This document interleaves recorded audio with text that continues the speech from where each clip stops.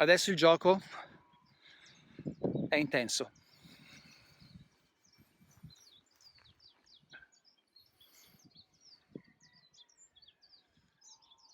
Dobbiamo trovare la forza dentro di noi. La nostra forza c'è ed è estrema, è molto più forte di qualunque cosa ci sia là fuori. Ma dobbiamo trovarla questa forza. L'ego farà di tutto per cercare di dissuaderci. E quello che dobbiamo fare in questo momento è continuamente collegarci con la nostra anima. Come ci colleghiamo con la nostra anima? Prima cosa, ci colleghiamo con il presente, con l'attimo fuggente, con il qui e adesso. Nell'attimo fuggente c'è uno spazio. Nel nostro fiume di pensieri e di parole che continuamente l'ego ci comunica, tra un pensiero e l'altro c'è sempre, non importa quanto fitta sia la nostra comunicazione, la nostra masturbazione mentale, comunque tra una frase e l'altra, tra una parola e l'altra, c'è sempre uno spazio. In quello spazio c'è la nostra anima. Quindi quello che dobbiamo fare è strecciare sempre di più questo spazio, così che possiamo ascoltare la nostra anima. Il virus ci sta aiutando in questo, ci sta aiutando perché ci stai togliendo tutte le distrazioni, sta togliendo tutti gli impicci della mente. Corri, corri, destra, sinistra, su, giù. Ha tolto tutto. Adesso siamo in un angolo.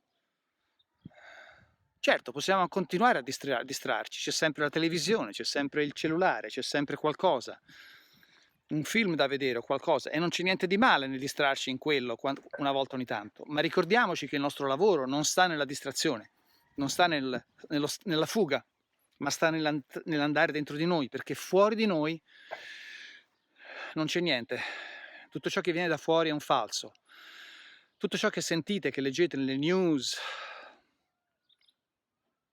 è fabbricato per farci avere paura, per continuare a stare nella paura.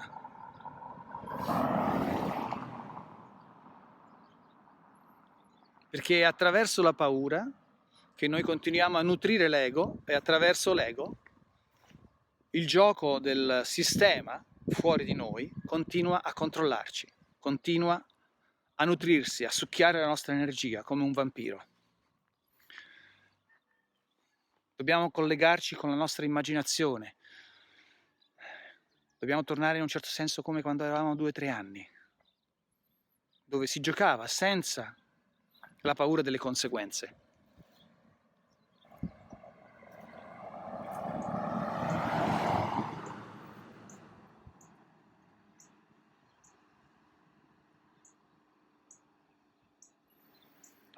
Dobbiamo anche curare il nostro corpo, smettere di ingerire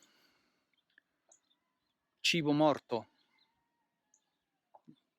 Lo so, per un italiano è difficile perché il cibo è fondamentale nella sua esistenza, ma dobbiamo comprendere che quello che noi pensiamo sia fondamentale nella nostra esistenza non è ciò che vuole il nostro corpo, è una assuefazione emotiva, è una dipendenza emotiva. Quello che ingeriamo 4, 5, 6 volte al giorno è una dipendenza emotiva che sta alienando il corpo, è ciò che crea infiammazione, è ciò che ci fa ammalare, che ci succhia l'energia, è ciò che ci fa invecchiare.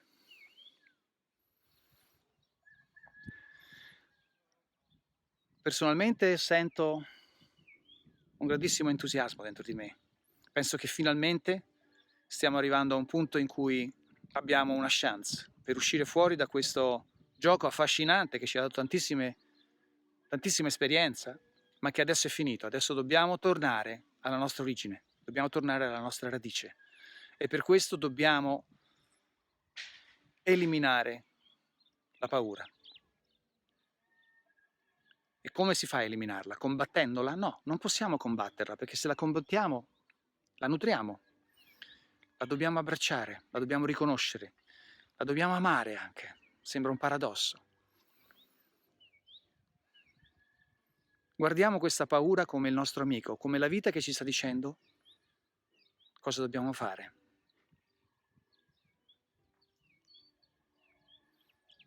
Diventiamo neutrali. La neutralità è il nostro punto di forza. Non vuol dire essere passivi, vuol dire spurgare tutte le reazioni emotive che abbiamo di fronte agli espedienti della vita.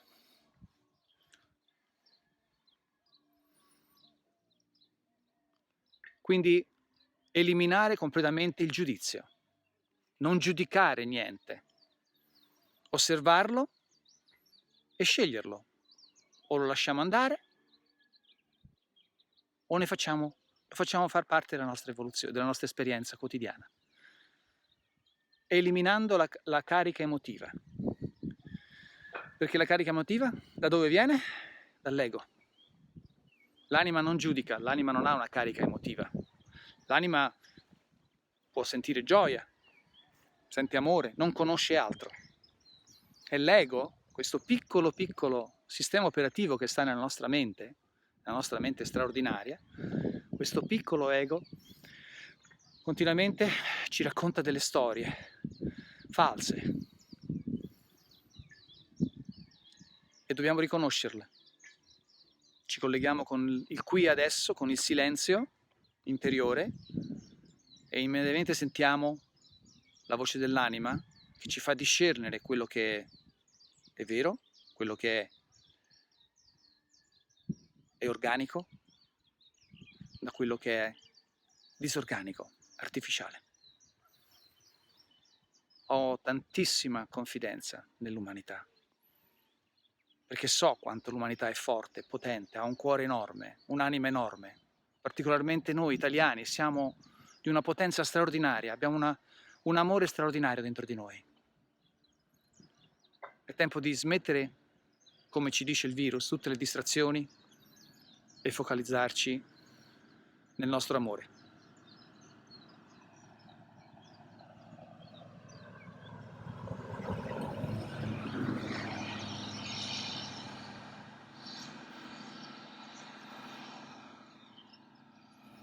Ho assoluta fiducia nell'essere umano e nell'umanità. Adesso le cose sembra che vadano sempre peggio, infatti per andare meglio devono diventare peggio. Dobbiamo toccare il fondo per poi risalire. Sembrerà la fine del mondo, e lo è la fine di un mondo che ormai non ci appartiene più, a cui non possiamo più tornare indietro. Adesso non possiamo più tornare indietro, possiamo solo andare avanti.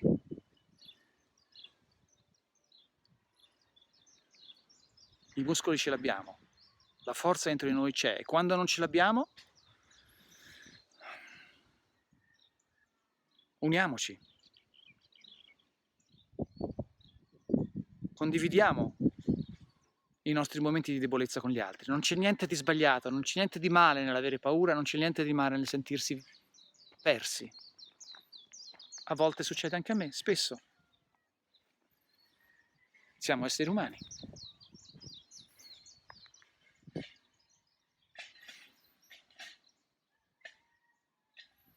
Vi voglio bene.